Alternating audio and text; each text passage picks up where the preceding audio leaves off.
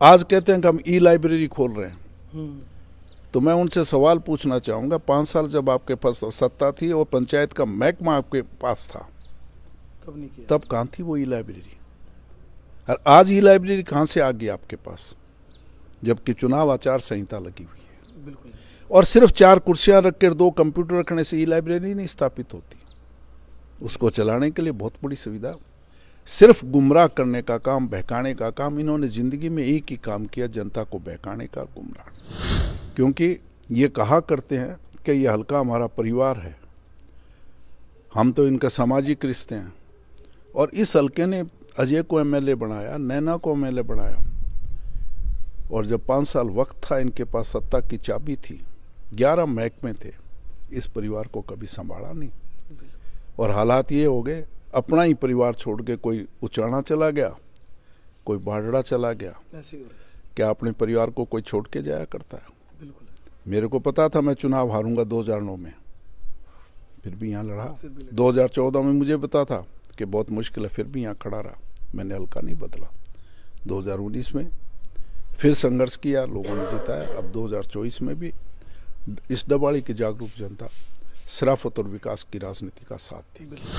कि ये जो दूसरी पार्टियां जितनी 10 साल बीजेपी का राज देखा, और इस राज में जो आदमी 36 वर्ग के लोगों के साथ दुर्दशा हुई है वो अलग है। और सबसे ज्यादा नाराजगी किसी से है तो वो है जिस शख्स का नाम है दुष्यंत चौटाला, जो अपने नाम के पीछे चौटाला लिखते हैं और जो अपने आप को ये कहते हैं चौधरी देवीलाल जी के वारिस हैं। उनकी नीतियों को छोड़कर एक भ्रष्टाचार की नीति को स्थापित करके, और उनके पिताजी ने 2 चीज़ कही कि हम काम कर सकते थे पर काम कर नहीं पाए, कि 2 बीमारियां हमारे सामने आ गई, एक कोरोना और दूसरा किसान भी बहुत बड़ी बीमारी थी। जी। किसानों को बीमारी कहने वाले और आज अपने आप के आगे बोर्ड पे किसान हितैषी लिखकर वोट मांगने का काम कर रहे हैं। बिल्कुल है। तो ये लोग राजनीतिक पार्टियां नहीं है, ये कहने को तो प्रादेशिक है पर सही मायने में ये प्रादेशिक नहीं है, ना प्रांतीय है, ये पारिवारिक पार्टी है। और जब जब इनको सत्ता में दिया लोगों ने, तो जनता का शोषण और परिवार का पोषण करने का काम करके अपनी सल्तनत खड़ी करने का काम किया। ये आपके सामने जो बिल्कुल है।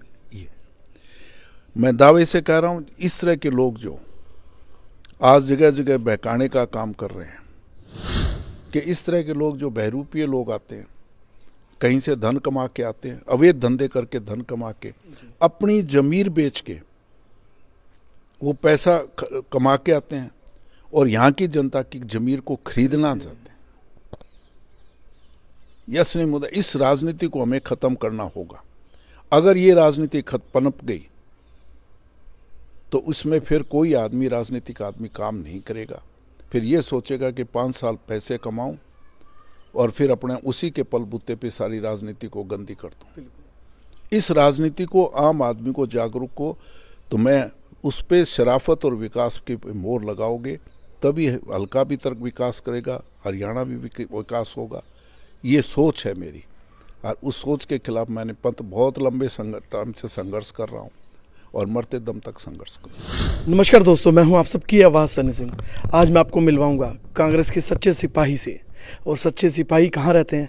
डबवाली में, और जिनका नाम है डॉक्टर केवी सिंह। आपको बता दूं, डबवाली हलके में जो विधानसभा है, यहाँ पे जो भी लोग, जो वोटर हैं, जो वोट डालते हैं, वो शराफत को वोट डालते हैं। और शराफत में पहला नाम आता है डॉक्टर केवी सिंह जी का। और केवी सिंह चौधरी भी हैं, परंतु शराफत इनकी इतनी बड़ी है, ये लोगों के घर जा जा के लोगों के दुख सुख में साथ देते हैं, लोगों की मदद करते हैं। और डबवाली विधानसभा का इतना विकास किया है, आपने कभी सोचा भी नहीं होगा। और आज उनके समक्ष आए हैं, उनसे जानने के लिए आए हैं पिछले 5 साल इन्होंने जो काम किए हैं और अगले 5 साल क्या क्या काम करेंगे, आज उनकी रूपरेखा जानने आए हैं। हाँ जी, नमस्कार। राम राम जी। धन्यवाद, सत श्री अकाल। हाँ जी, बताइए आप क्यों? तो मैं जानना चाहूँगा, आप डबवाली हल्के में अगले 5 साल आप क्या क्या लोगों को उपहार देने वाले हैं? नहीं, देखो, सवाल उपहार का नहीं है, मेरी एक सोच है, एक विचारधारा है जी। और इस हल्के के अंदर जिस तरह की राजनीति थी, भय, भ्रष्टाचार और अत्याचार, जी। उसके मार्फत लोगों की लोकतंत्र की आवाज़ को दबाना का करते थे और उस आवाज़ को दबा के एक डरा के वोट ले जाया करते थे लोग, और विकास नाम की कोई चीज़ नहीं थी। उसके खिलाफ मैंने मन बनाया कि मैं जाके डवाड़ी जाके एक शराफत और विकास की राजनीति को शुरुआत करूंगा। पार्टी ने मुझे मौका दिया, उसके लिए मैं पार्टी का धन्यवाद करना चाहूँ कि उन्होंने मुझे 2 बार टिकट दी जी। मैंने पार्टी से पहले भी कहा था, जब फर्स्ट टाइम मुझे टिकट दी गई, कि मैं एक ऐसी जगह में जा रहा हूँ कि वहाँ शायद जीत के लिए मुझे बहुत लंबा संघर्ष करना पड़े जी। आप मुझे टिकट देते जाइएगा, मैं मेरा संघर्ष जारी रखूँगा।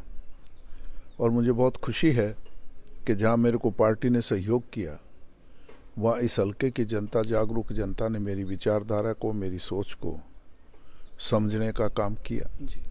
और शराफत और विकास की राजनीति का जो 2009 में मैंने पौधा लगाया था जी, वो पौधा आज फल देने को तैयार है। बिल्कुल। हर हालत में पहला चुनाव मैं लड़ा 2009 में, तो लोग ये कहा, दूसरे लोग ये कहा करते थे कि जी आपका कोई बूथ एजेंट नहीं बनेगा, झंडा नहीं पकड़ेगा, इतना डर है इनका।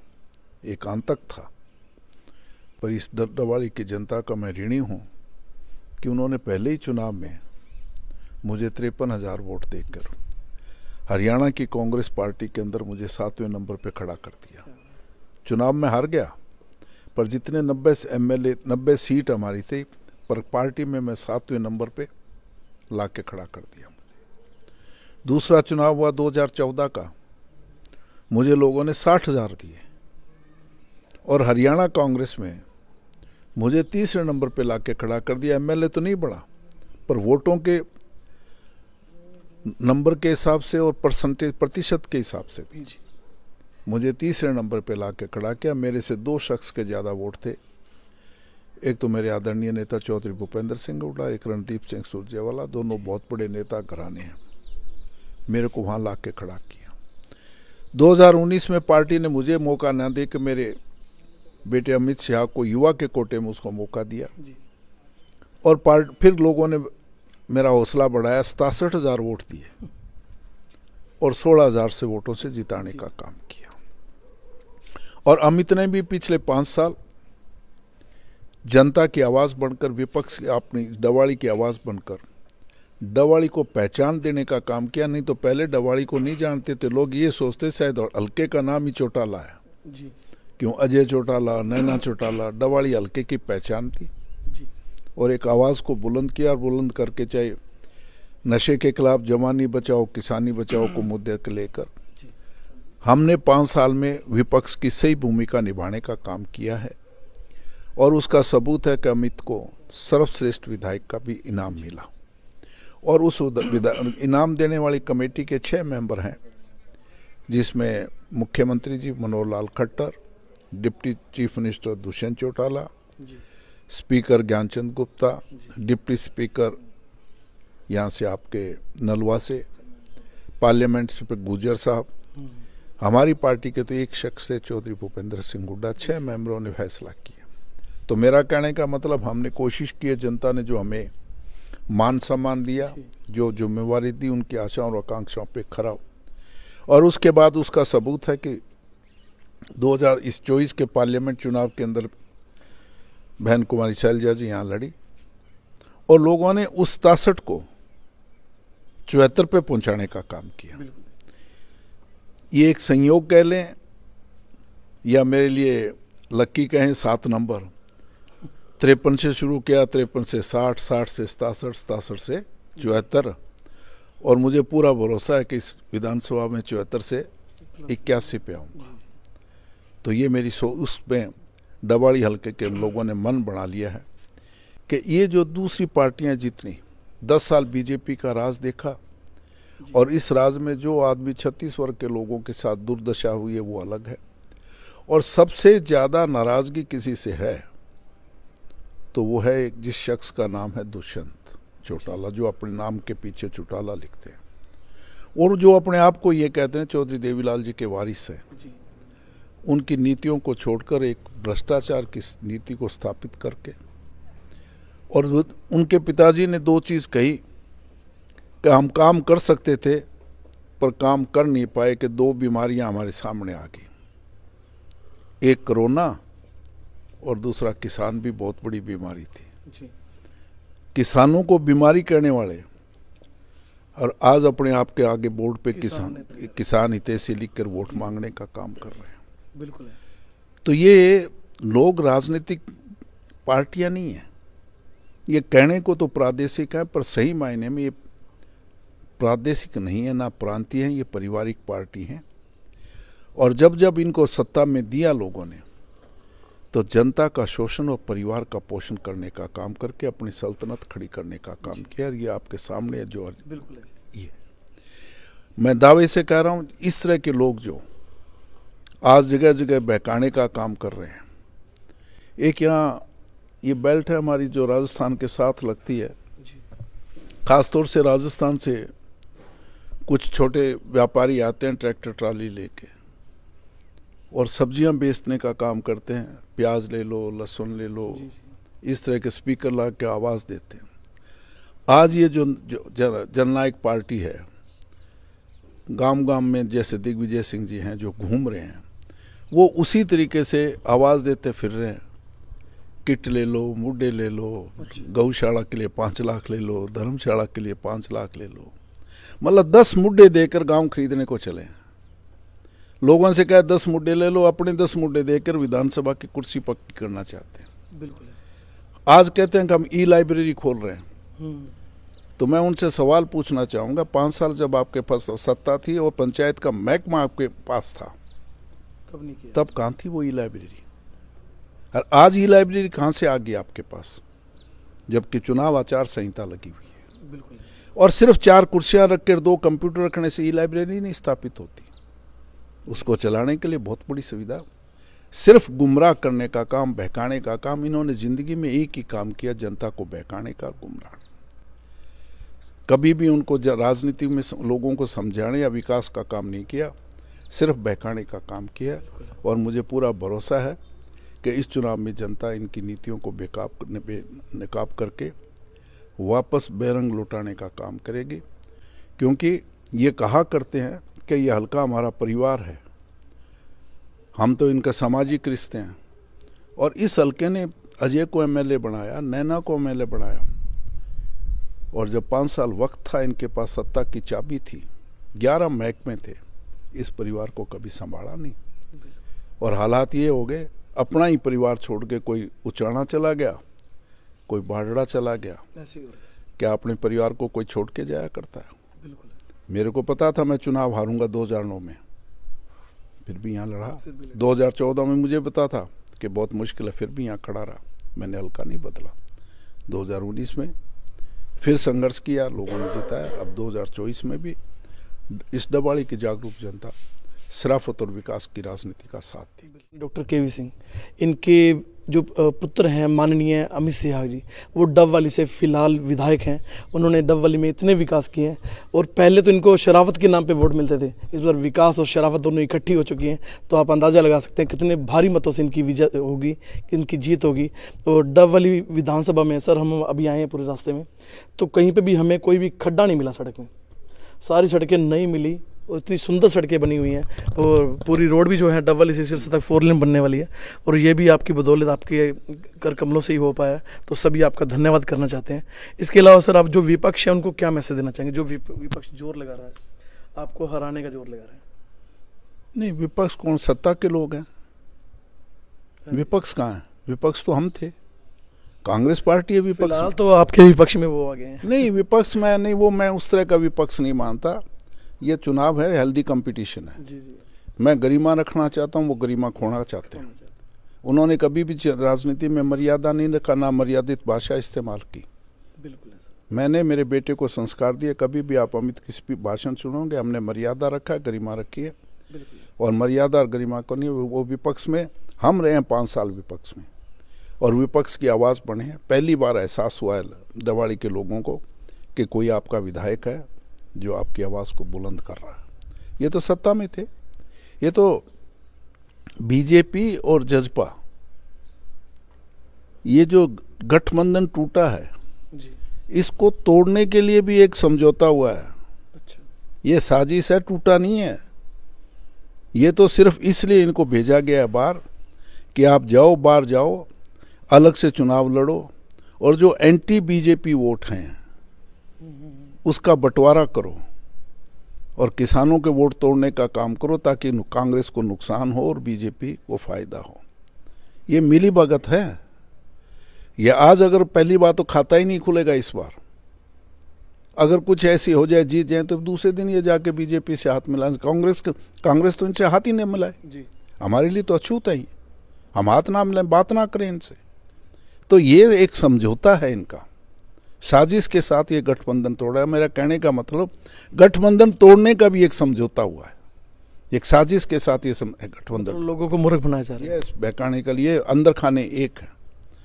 अगर भारतीय जनता पार्टी सही मायने में इनका विरोधी है तो इसकी राज के अंदर जो धान घोटाला हुआ, जो शराब घोटाला हुआ, जो रजिस्ट्री घोटाला हुआ, उनकी जांच कराए ना। क्यों नहीं करा रही जांच? अभी तक नहीं हो पा रहा। तो क्यों नहीं जांच कराए? और विधानसभा में इतनी बार उठाया, विधानसभा में इनके विधायकों ने इन पे लांछन लगाए थे। सर, कोरोना काल में जहाँ कोई मंदिर भी नहीं खुला था वहाँ दारू के ठेके खुले थे। मैं ये तो कह रहा हूँ, इसके लिए कितना बड़ा कांड हुआ, इतना बड़ा घोटाला है। अगर ये एक दूसरे के विरोधी हों तो राजनीति में जब विरोधी बनता है तो सत्ता की पार्टी हमेशा 1 मिनट इंक्वायरियां करवा देती हैं, तो वो जांच करवाए ना। नहीं हो पाई। तो इसका मतलब ये दोनों मिले हुए हैं, साजिश हैं। पर हरियाणा की जनता बड़ी जागरूक जनता है। इस साजिश को भी बेनकाब करके मैं दावे से कहता हूँ, अब की बार अंदाज़ा नहीं लगा सकोगे कि मैंने बहुत लंबा संघर्ष किया। मैंने चौधरी देवीलाल जी के साथ भी काम किया था। जो सन 87 में लहर थी, 90 में से 85 सीट चौधरी देवीलाल की पार्टी जीत के गई थी। मुझे वही लहर नज़र आ रही है इस बार। हो सकता है वो रिकॉर्ड भी 90 में 85 सीट कांग्रेस जीत के इतिहास को दोहराने का काम करेगी। तो आप सबको बता दूं, डबवाली हलके में अगर कोई भी क्रिमिनल केस होता था या पुलिस से संबंधित कोई भी दिक्कत आती थी किसी इंसान को, तो उनको सिरसा जाना पड़ता था। और डबवाली के जो माननीय विधायक अमित सिंह जी और अपने पूजनीय केवी सिंह जी की बदौलत एक डबवाली को पुलिस जिला बनाया गया। यहाँ पे एसपी साहब यहाँ बैठते हैं। ये सिर्फ इनकी बदौलत हुआ पाया है। और आप सबको बता दूं, अगर सिर्फ डबवाली का विकास हुआ तो एक्चुअल में इन्होंने करवाया। तो सर, और डबवाली की भोली वाली जनता को कुछ मैसेज देना चाहेंगे? नहीं, ये गलत शब्द इस्तेमाल कर रहे हो। नहीं, डबवाली की जनता बड़ी जागरूक है। लोग भोली समझते हैं ना, बहुत जागरूक है। अच्छा। और जागरूक है तभी तो देखो ना, आप उठा के 53 से 60, 60 से 67, 67 से 74। बिल्कुल सर, बहुत जागरूक जनता है। वो समझती है, अपनी वोट की कीमत को समझती है, वो विकास को भी समझती है, वो शराफत को भी समझती है। और जो इस तरह के बहकाने वाले लोग हैं उनको भी अच्छी तरीके से समझती। बोलते कम हैं पर अंदर समझदार बहुत हैं। और आप देखना, इस उंगली का सही इस्तेमाल करेंगे, बड़ी ये काम की उंगली है, इसका बहुत सही इस्तेमाल करेंगे। 1 तारीख को, जब 4 तारीख को नतीजे आएंगे तब आप मेरे पास दोबारा आना, चौंकाने वाले नतीजे आएंगे। तो सर, हरियाणा में जिस तरह नशा फैल रहा है उसके लिए आप कुछ अच्छा संदेश देना चाहेंगे लोगों? नहीं, देखिए, हमने तो हमारा मुद्दा था कि जब पिछला चुनाव लड़ा तो एक नारे के अमित का एक लक्ष्य था और उसने एक मुद्दे के साथ जवानी बचाओ किसानी बचाओ।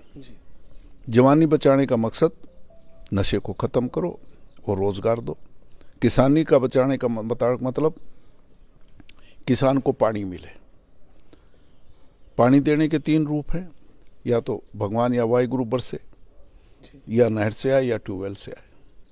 और उसके लिए मैंने आधारशिला में रख गया था। तो 2009 से लेके 1433 केवी के बिजली घर बना के गया था। 2 बड़े बिजली घर, 440 का, 200 का, 220 का, नुइयावाड़ी और चोरबार। और उसी कड़ी में मैंने यहाँ कालवाड़ा खरीफ चैनल भी मंजूर की थी, रत्ताखेड़ा खरीफ चैनल मंजूर की, नाली का पानी यहाँ लेके आए।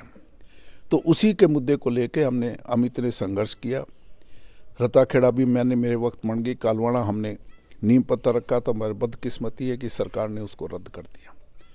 तो अमित ने मेरे का नशे के लिए और उसी कड़ी में कदम उठाते पुलिस जिला मुख्यालय बनाया कि ताकि कुछ अंकुश लगे। बिल्कुल। और उसी में करके उसने आवाज़ उठाई, डी एडिक्शन सेंटर हमने वहाँ स्थापित किया। हमारी को मौका देगी जनता तो हम इस पे अंकुश लगाएंगे, इसको बाकायदा 6 महीने के अंदर इस नशे को यहाँ से ख़त्म करके, पर सिर्फ अंकुश उससे कानून व्यवस्था से नहीं कि बच्चों को, पढ़े लिखों को रोज़गार जब तक नहीं दोगे आप, बेरोज़गारी जहाँ कानून व्यवस्था चरमरा जाती है उसके साथ साथ आपको बेरोज़गारी भी एक बहुत बड़ा कारण है नशे का। बिल्कुल। तो उसके लिए कुछ ना कुछ आपको सोचना पड़ेगा, रोज़गार पैदा करने पड़ेंगे। सिर्फ सरकारी नौकरियों से बेरोज़गारी कभी ख़त्म नहीं हुआ करती। ये सरकार भी दावे कर रही है कि 10 साल में हमने नौकरियां दी, 1.25 लाख नौकरियां दे दी। मान लिया 1 मिनट उनके आंकड़े को, 12 से लेके 15 लाख बच्चे आए साल +2 कर रहे हैं, और आपने 10 साल में 1.25 लाख नौकरी दी, तो 1 साल में कितनी आई? बिल्कुल 12,000। वो भी भर्तियां कैंसिल होगी। नहीं, वो 12,000 ही आई ना। तो 12,000 साल में अगर सरकारी नौकरी दे के आप बेरोजगारी कैसे खत्म करोगे? बिल्कुल। आखिर आपको औद्योगिकरण करना पड़ेगा, सेल्फ एम्प्लॉयमेंट के लिए आपको कुछ करना पड़ेगा, पर उसमें एक विजन जरूरी है। उसमें इस सरकार के पास वो विजन नहीं आया और उसके कारण ये हालात। और दूसरा, एजुकेशन पे भी हमें बहुत बड़ा तवज्जो देना पड़ेगा। सिर्फ स्कूल से उसके साथ जहाँ क्वांटिटी है उसके क्वालिटी भी जरूरी है। क्वालिटी ऑफ एजुकेशन, एक कंपटीशन का युग आ गया। अब अगर आप थोड़ा सा सर्वे करें, गुड़गांव जाएं, आज गुड़गांव के अंदर कम से कम 22 या 25 लाख बच्चे जो आपके आईटी सेक्टर में या इन दूसरे MNC में काम कर रहे हैं। आप थोड़ा सा ये पता करें ना, उसमें कितने % हरियाणा के लोग हैं। जमीन हमारी, पानी हमारा, बिजली हमारी, सड़क हमारी, सुविधा हम सारी हम दे रहे हैं, पर रोजगार हमारे बच्चों को नहीं मिला। वो सारे बाहर के आके लोग आ गए। मैं कोई देश के खिलाफ नहीं हूँ, पर कम से कम हमें धरती पुत्र को भी हक मिलना चाहिए ना। वो कारण क्या है? क्वालिटी ऑफ एजुकेशन नहीं है, उसको भी हमें बढ़ाना पड़ेगा। और इस सरकार के क्वालिटी ऑफ एजुकेशन लेके कैसे आएंगी? आप थोड़ा पता करिए, स्कूलों में टीचर ही नहीं है, भर्तियां नहीं कर पा रहे आप। उसमें जो हरियाणा कौशल विकास निगम से आप भर्ती कर रहे हो, उन बच्चों को आप, उन मास्टरों को तनख्वाह भी नहीं दे रहे। आधी तनख्वाह मिल रही है और उस पर भी आप 18% GST लगा रहे हो। तनख्वाह आधी, मुलाजम कच्चा, GST 18%, फिर पक्के मुलाजमों में क्यों नहीं लगाया आपने? तो मतलब एक बहुत अजीब सी स्थिति इस हरियाणा में 10 साल में BJP ने पैदा की। इसमें एक बहुत, इसका पूरा एक ओवरहालिंग जो है इस हरियाणा की पॉलिसी का, एजुकेशन का, हेल्थ का, इंडस्ट्रियलाइजेशन का, एम्प्लॉयमेंट का करना पड़ेगा। और आज लोगों को थोड़ा बहुत राजनीतिक लोगों से भी विश्वास उठ गया है। वो ये कहते हैं, आते हैं जी, वोट ले जाते हैं, 5 साल बाद फिर कुछ करते नहीं। ऐसे ही होता है। एक पार्टी आ गई, फिर दूसरे बार दूसरी पार्टी आ गई। हमारी सोच है इस बार कि कांग्रेस के हम कुछ इसमें कर। मैं यहाँ समझाता हूँ लोगों को, ये समझना होगा हमें कि इस तरह के लोग जो बहरूपीय लोग आते हैं, कहीं से धन कमा के आते हैं, अवैध धंधे करके धन कमा के, अपनी जमीर बेच के वो पैसा कमा के आते हैं और यहाँ की जनता की जमीर को खरीदना चाहते हैं।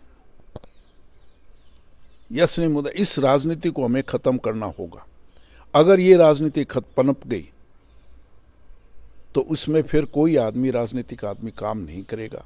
फिर ये सोचेगा कि 5 साल पैसे कमाऊं और फिर अपने उसी के पलबूते पे सारी राजनीति को गंदी कर दूं। इस राजनीति को, आम आदमी को जागरूक को, तो मैं उस पे शराफत और विकास के मोहर लगाओगे तभी हल्का भी तर्क विकास करेगा, हरियाणा भी विकास होगा। ये सोच है मेरी, और उस सोच के खिलाफ मैंने बहुत लंबे टाइम से संघर्ष कर रहा हूँ और मरते दम तक संघर्ष करूँगा इसके। तो हमारे पूजनीय डॉक्टर KV सिंह जी के विचारों से आपको पता लग गया होगा डब वाली विधानसभा में इनको शराफत और विकास के नाम पे वोट क्यों मिल रहे हैं। और मैं गुजारिश करूंगा जो भी साथी वीडियो देख रहे हैं, इस वीडियो को शेयर करें और इस वीडियो के बारे में राय भी दें अपनी, और आपका नेता कैसा होना चाहिए, इनके जैसा होना चाहिए या जो बहरूपी टाइप है उस तरह का होना चाहिए। आप इस वीडियो को शेयर करें। इस वीडियो के बारे में आपकी क्या राय, कमेंट करके जरूर बताना। धन्यवाद, शुक्रिया।